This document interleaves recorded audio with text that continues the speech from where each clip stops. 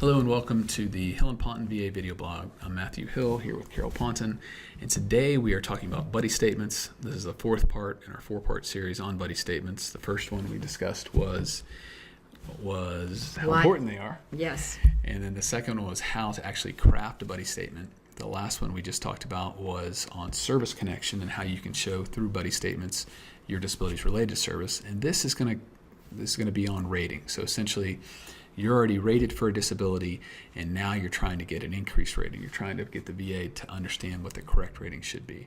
And we were talking about this, and we think one of the disabilities that lends itself to understanding this the best is actually PTSD. Right. A lot of times you have PTSD. It's just the perfect storm when it comes to veterans who aren't really self-aware. They don't know how bad it is. On top of that, they don't want to talk about it. They don't want to think about it. When they go see their doctors, they don't want their doctors to do something to them, put them on medication, lock them up, and so they don't tell the doctors how it's going. And so a lot of times you'll get a veteran to where you see exams, you even see just continuing treatment records showing guy seems pretty okay. He's coping with it. But once you talk to those around him, family, friends, bosses, you realize that's not the case at all. Right. So we recommend buddy statements for, first of all, the veteran. When we talk to the veteran, I pull out DBQs are disability questionnaires, that disability benefit questionnaires that the VA has online. And there's a really good one for PTSD, and it goes down all of the criteria that they think you need in order to be service-connected for PTSD and what they're looking for as the problems that come with that. Mm-hmm. And so I like to ask the veteran about each one of those criteria, and then I go through all the symptoms that people have. And I want to make sure they're telling me the truth because, as you say, most people, it's horrible to have to talk about it and think about it. Right. But I tell them this is the one time we really need to let the VA know what's going on with you. So I go through all of that, and then I ask, who's the person that knows you the best? Are you married? Right. Do you have family members? And then we talk to them, and we tell the veterans, don't get upset with these people. Right. These are the people that are helping us paint a picture of how this disease has really harmed your life. And when you go to them, and you need to know what issues to talk about. And that's why this form is so helpful, because you start saying, is he paranoid? Is he unable to be around people? Does he have trust issues? Right. Anger issues? Give me examples of those. So this buddy statement really gives you an opportunity to create a wonderful picture of how PTSD has totally affected this veteran. Yeah, I like to think about it as total. I don't know if it's necessarily wonderful, but it's a way to get information that the veteran just doesn't see.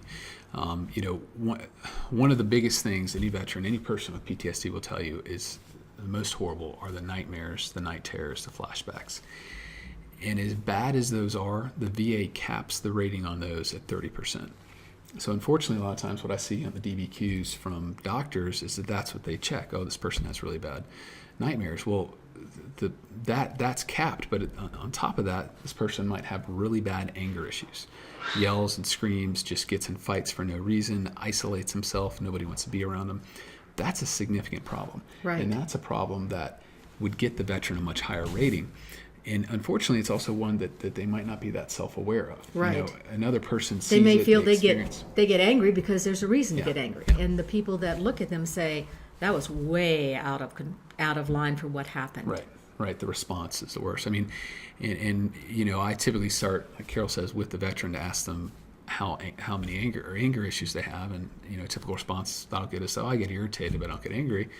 And so I go to, well, what happens when a guy cuts you off in traffic? And then you get a list of list of curse words, and some pretty interesting stories.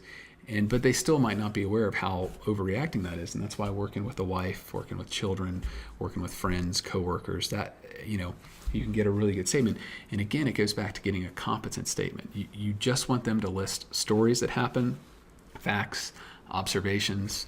You don't need them to say this guy deserves benefits. You need them to lay out what exactly happened, or what they see, or the children being on pins and needles all the time around their dad, and why. And what you put in is just as important as what you leave out. Matt's really right. Please don't put this person deserves benefits. He's a really nice guy. He may be all that, and he may deserve that. But when you put that in there, all of a sudden the VA says, is this subjective? Are you really trying to plead his case? Or are you what are you doing here? So don't distract the VA. You can win his case by telling the truth. It's like seeing a movie. You want to paint a picture of what you see with this veteran. Right. There's a time and place for the argument, the persuasion, and that's your VSO or your attorney actually writing a letter. But the point of a buddy statement, the power of the buddy statement, is the reflection of the facts and of the stories, because the VA can't make that go away. And what gets the veteran his proper rating is just showing the VA a day in a life.